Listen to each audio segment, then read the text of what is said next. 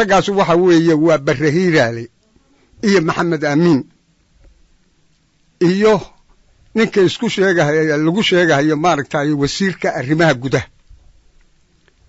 Barre Hiiraale iyo Maxamed Amiin waxa weeye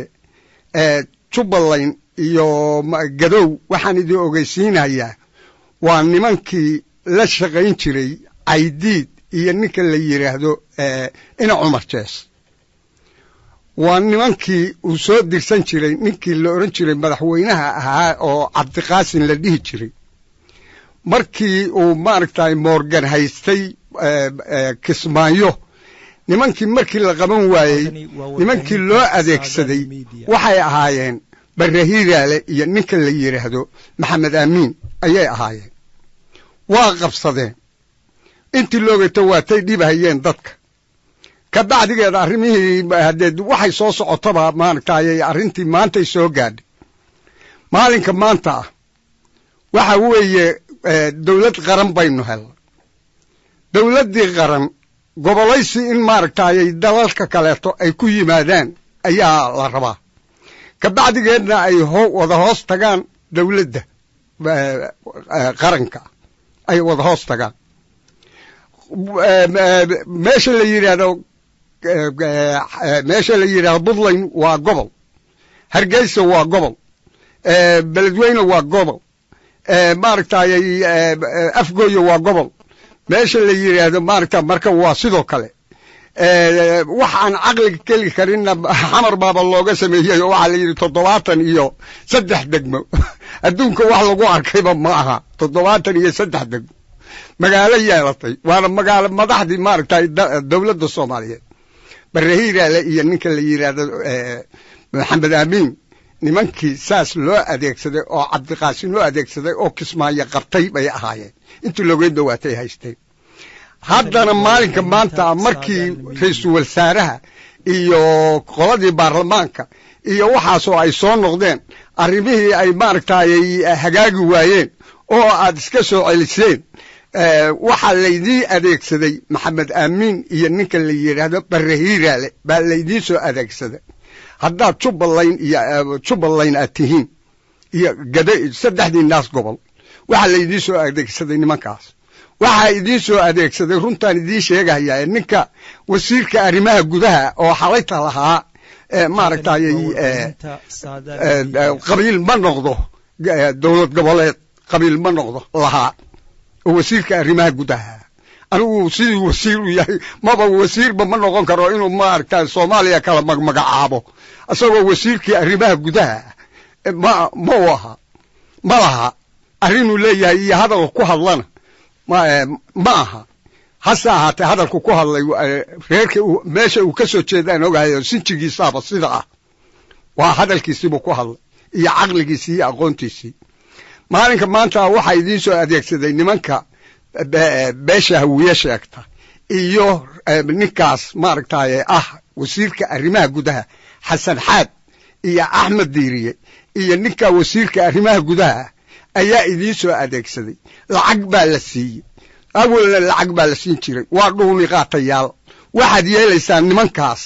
haddaad tihiin maaragtay saddexdaas gobol oo Jubbaland waxaad yeelaysaan iska qabta Barre Hiiraale iyo ninka la yiraahdo Maxamed Amiin iska qabta Maxamed Amiin waa afhayeenkii wuxuu ahaan jiray maaragtay ninka la yiraahdo ina Cumar Jees marna wuxuu ahaan jiray afhayeenkii maaragtay Caydiid waa ninkii maaragtay si gaar ahaaneed qabiilnimo markaan u hadlo nimanka la yiraahdo Absame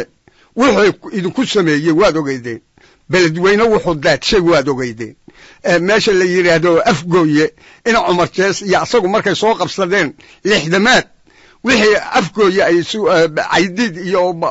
Cali Mahdi uu hubkii siiyay wixii ogaadeen lagu dhigay maaragtay Absame lagu dhigay waad ogeydeen oo ina Cumar Jees iyo Maxamed Amiin ay ku dhigeen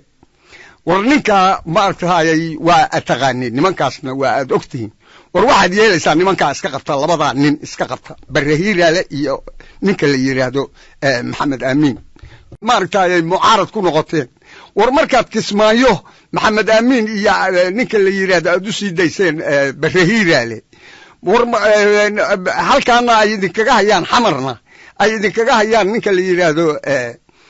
la yiraahdo Axmed Diiriye iyo ninka la yiraahdo maaragtay Xasan Xaad beesha hawiye ay ku hayaan war maxaa gacantiina ku jira waxba gacantiina hadda dawladda federaalka ay kuma jiraan kow inay ku jirin ma ana idii cadaynahay qabiil ila la magacaabo maaragtay reehebel iyo reehebel la yiraahdo waajib ma aha dawlad markaa tihiin qaranatihiin waxa idin hoos joogo maalin walba idin ku haya beesha hawiye Xasan Xaad iyo ninka la yiraahdo Axmed Diiriye ya beesha hawiye ku haya hantidii dadweynaha ayaa lagu haystaa beerihii dadweynaha lagu haystaa dagtiina maaragtay indhihiinuna hantida dadweynaha la haysto waa idin muuqdaan oo waad arkaysaan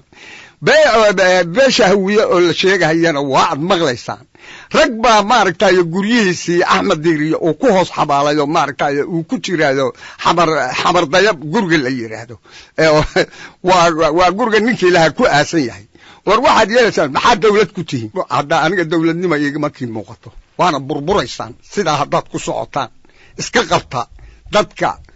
maaragta qurunka oo xun oo Axmed Diiriye kamid yahay oo uu kamid yahay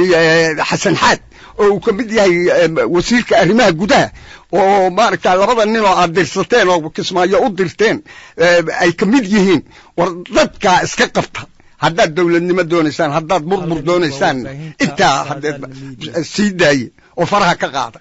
aniga intaasaan idin leeyahay dawladnimana ima muuqato bareeradayda aniga ima muuqato awoodda Kismaayo aad saarteen oo dalkii maaragtay aad burburinaysaan waa ii muuqato hada waa salaam waxaad yeelaysaan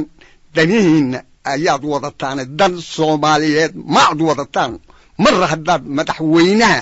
iyo intii maaragtay baarlamaanka iyo wixii naas oo dhan danihiinaad wadataan dana dawladeed iyo dana Soomaaliyeed midna ma wadaan sida aad ku burburaysaan waa u jeedaan burbur baad wadaan ninka la yiraahdo aad u dindhan Kismaayo dawladdii hore dibitaati buu ahaan jiray Maxamed Amiin Sheekh Aadan baa adeegsan jiray oo